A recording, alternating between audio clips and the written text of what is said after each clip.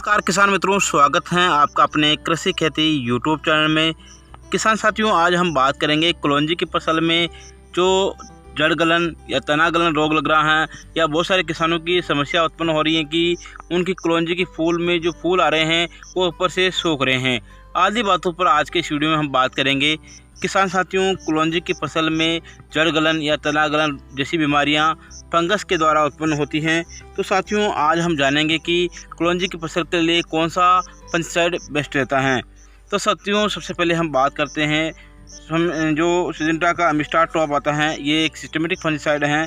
आप इसका काम में ले सकते हैं। साथियों, इस अमिस्टार में एजोस्ट्रोबिन जो कि 18.2% आता है, इसके अलावा डाइफेनोकोनाजोल 11.4% आता है। इसको हम 25 ml प्रति टैंकी में मिला करके काम में ले सकते हैं। इसके अलावा साथियों, आप धानुका का जो कोनिका आता है उसमें कसागोमाइसिन 5% और कॉपर ऑक्सीक्लोराइड आता है 45% WP। साथियों, इसमें जो कसागोमाइसिन आता है वह सिस्टमेटिक फंगिसाइड होता है और कॉपर ऑक्सीक्लोराइड जो कि 45% WP में आता है वह एक कॉन्टैक्ट फंगिसाइड है। तो साथियों, आप धानुका का आप इस कोनिको फंगिसाइड का इस्तेमाल भी आपकी कलौंजी की फसल में कर सकते हैं।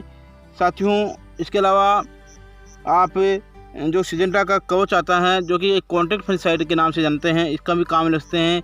या फिर M45 जो कि मैंकोजेब के नाम से जानते हैं, इसका भी काम में ले सकते हैं।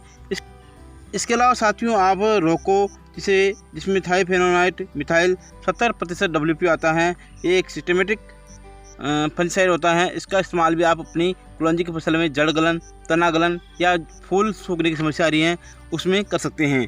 साथियों, इन फंगिसाइड के साथ आप जो आप इस्तेमाल कर सकते हैं प्रोपेनोफॉस।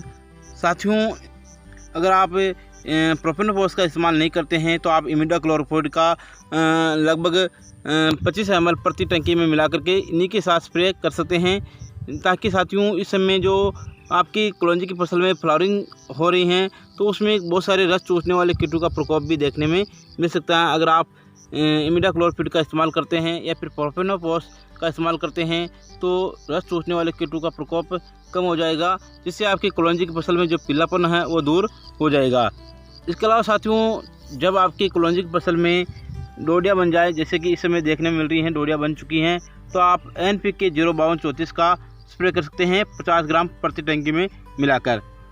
साथियों, अगर आपकी कलौंजी की फसल में इन रोगों को डिजीज़ का प्रकोप ज़्यादा है तो आप धानुका की कोनिका के साथ आप इसके साथ आप 4 ग्राम प्रति टंकी में स्ट्रेप्टोसाइक्लिन मिलाकर स्प्रे करें, क्योंकि साथियों एक एंटीबैक्टीरियल का काम करता है। अगर आपकी कलौंजी की फसल में बैक्टीरियल जनित कोई रोग होगा तो उसमें लड़ने में काफ़ी मदद मिलेगी स्ट्रेप्टोसाइक्लिन से।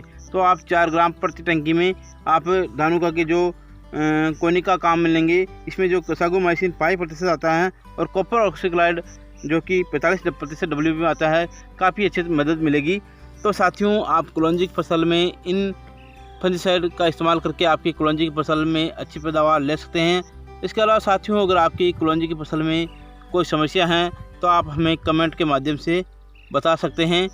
साथियों, अगर आपने अब तक हमारे अपने कृषि खेती यूट्यूब चैनल को सब्सक्राइब नहीं किया है तो सब्सक्राइब करें, लाइक करें और शेयर करें। जय हिंद, जय भारत, जय किसान।